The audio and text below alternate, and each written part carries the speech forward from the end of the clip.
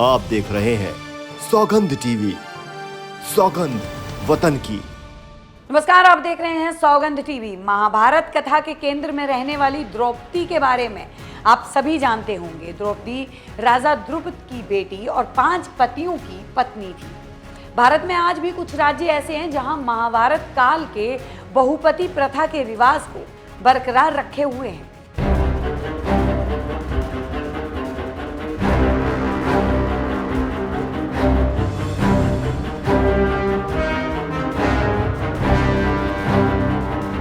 यानी यहाँ एक महिला एक साथ भाइयों के साथ शादी करती है। इस प्रथा को लेकर अक्सर बात भी होती रहती है। तो आइए जानते हैं द्रौपदी प्रथा क्या है और यह भारत में कहां-कहां इसका चलन है। द्रौपदी प्रथा का सीधा संबंध बहुपति प्रथा से है, जिसमें एक महिला एक साथ कई भाइयों के साथ शादी करती है। पहले वो परिवार के किसी एक पुरुष के साथ शादी करती है और फिर उसकी शादी उसके भाइयों से भी की जाती है। खास बात यह है कि सभी भाई बारी बारी से महिला के साथ समय गुजारते हैं और राजी खुशी साथ रहते हैं।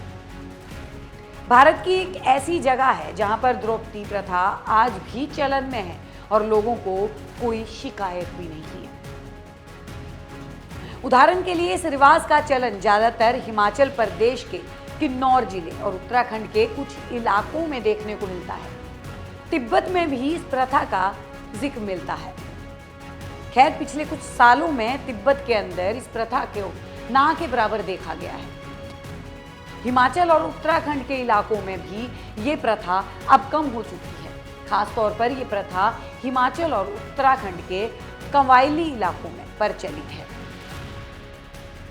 दक्षिणी भारत के कुछ जनजातीय लोगों में भी इस प्रथा का चलन है। इस अलग अलग तरह के रिवाज की चर्चा भारत ही नहीं विदेशों में भी है। आमतौर पर इस परंपरा के बारे में सुनकर आम धारणा यही होगी कि यह महिला के साथ अन्याय है,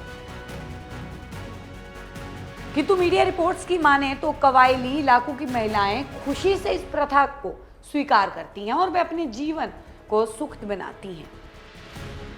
उन्हें इससे कोई खास शिकायत नहीं है। हिमाचल प्रदेश के किन्नौर के कुछ लोगों का मानना है कि इस प्रथा से परिवार में एकता और सामंजस्य बना रहता है। शादी के बाद भाइयों में टकराव नहीं बल्कि सहमति होती है। इस इलाके के जिस परिवार में सभी भाइयों के लिए अलग अलग कमरे नहीं होते हैं, वहां टोपी की भूमिका बहुत खास है। अगर परिवार के 5 भाइयों में से कोई एक भाई महिला के साथ कमरे में समय बिता रहा है तो वह दरवाजे के बाहर टोपी रख देता है। टोपी रखने से दूसरा भाई कमरे के अंदर नहीं जाता, ना ही दरवाजे की कुंडी खटखटाता है। इस तरह के विवाह को कानूनी मान्यता तो नहीं मिली है, पर विवाह को सामाजिक संरक्षण जरूर मिला हुआ है। विवाह हो जाने के बाद यदि सब कुछ ठीक नहीं है तो तलाक का भी प्रावधान है।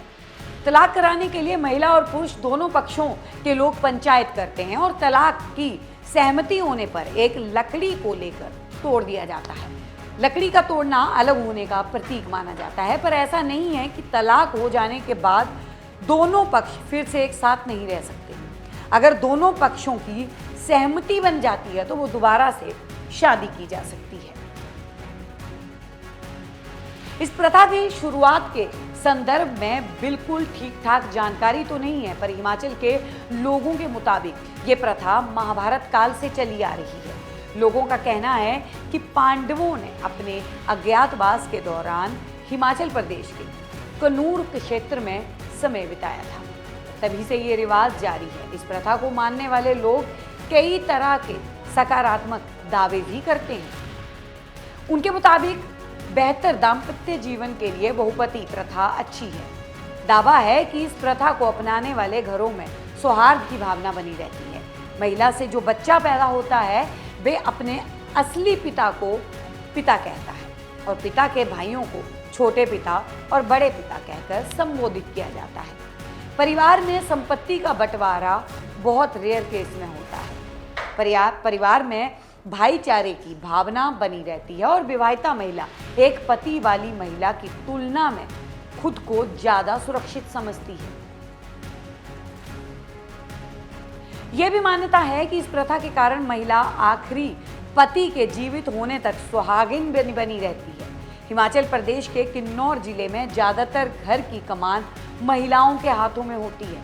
1911 में हुई जनगणना के मुताबिक देश में कई जातियां और स्थानियों पर बहुपति प्रथा का चलन है, जहां दक्षिण भारत में नीलगिरी पहाड़ियों में रहने वाले तोड़ा ट्राइब्स में भी इसका रिवाज देखने को मिलता है।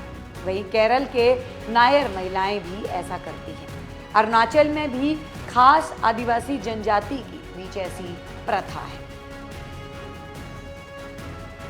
हिमाचल में ही जानसार बाबर में भी ये प्रथा जारी है। यहाँ का हाटी समुदाय इसे मानता है। हालांकि इस समुदाय के लोग कई पीढ़ी को नसीहत देते हैं कि वो ऐसा ना करें। उनका मानना है कि गरीबी और अशिक्षा के कारण अभी तक यह प्रथा कायम है। सितंबर 2022 में हाटी समुदाय को अनुसूचित जनजाति यानी एसटी का दर्जा मिला था। इस जनजाति की कुल आबादी करीब 2.5 लाख है। फिलहाल बहुत कम लोग इस प्रथा का हिस्सा हैं। द्रौपदी प्रथा को लेकर आपकी क्या राय है, हमें कमेंट बॉक्स में जरूर बताएं। देखते रहिए सौगंध टीवी। आप देख रहे हैं सौगंध टीवी, सौगंध वतन की।